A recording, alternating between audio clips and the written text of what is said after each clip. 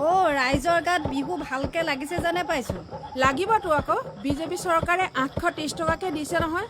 নেলাগিব নেকি? এইবাৰতে একাউণ্টত দুবাৰ সোমালি। এটা কথা নহয়, 830 টকাই তই কি মূৰটো কৰিবি? এসাঁজ খাবলৈকে নহয়গে। তই ঠিক কথাই কৈছ। এই বিজেপি চৰকাৰখনে অসমীয়া মাইকী মানুহবিলাকক কি বুলি ভাবিছে বাৰু? এইখনতে বহ। দে।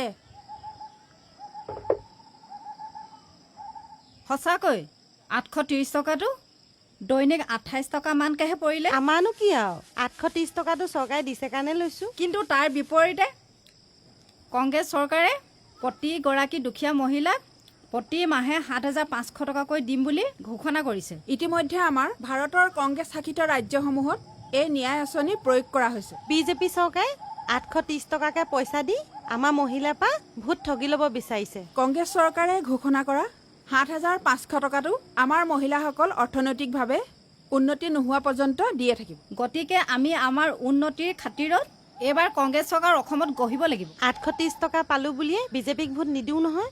কংগ্ৰেছ চৰকাৰ ভাল আছিল, কংগ্ৰেছকে ভোট দিম। অকল তই দিলেই নহ'ব, আমি সকলোৱে এইবাৰ কংগ্ৰেছ চৰকাৰক ভোট দি জিকাব লাগিব। তই ঠিকেই কৈছ।